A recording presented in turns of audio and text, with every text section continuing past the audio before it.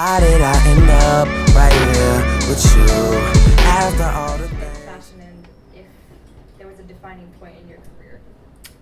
I don't think there was so much of a defining point as it was more like I knew I wanted to be something in the artistic field, but it was more like a process of elimination, I guess, as bad as that sounds.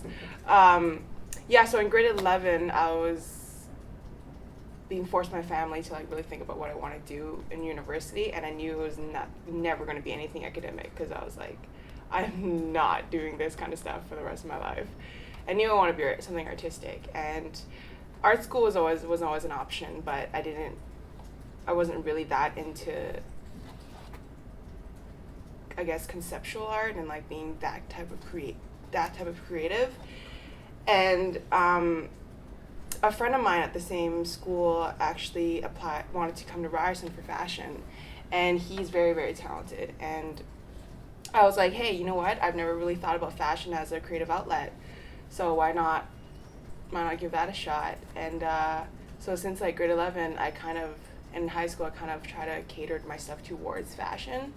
And then when in grade 12, when applications came around, I was like, hey, I'll just give this a shot. And what do you know? 3 years later, I'm still here.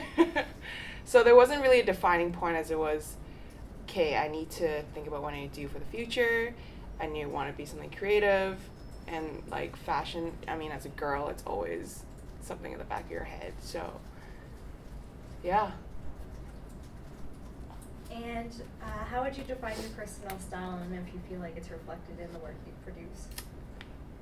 My personal style right now is whatever is comfortable, but doesn't look like I walked out of a trash bin.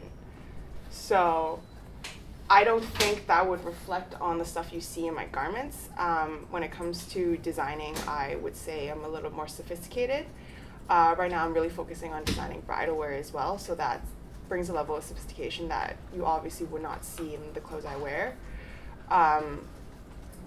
Yeah, I mean, my personal style changes all the time. A couple years ago, it was very sophisticated and like posh, I guess. Now it's more like I just need to be comfortable to like spend hours upon hours in the sewing lab. So, yeah. And what was your inspiration for the piece you created for the show? Inspiration was I was trying to incorporate something that I've learned in the summer to bring into the show because I knew I wouldn't have the chance to do it for any school projects.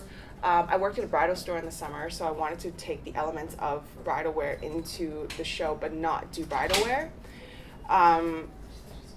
So it's really about that, just trying to incorporate stuff that I've learned and apply it to these pieces. And also the theme of my piece are birds, so I guess that's the most obvious thing, are birds. What tips would you give anybody who's looking into getting started in fashion or design?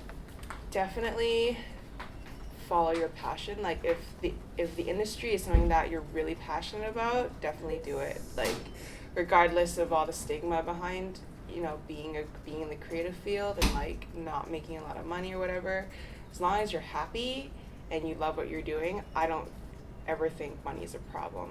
Like just be happy with what you are doing, you know, because you don't want to be stuck in a job where you're making money but you hate it. And you're put into a Freaky Friday situation where you can switch lives with anybody for a day. Who would it be and why? Rihanna, without a doubt.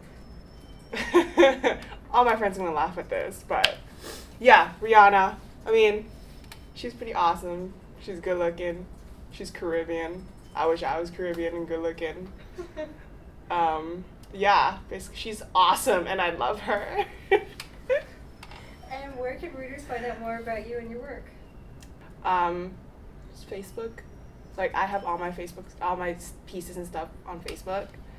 So that's really the only place you can really reach me. Good, show me a good time.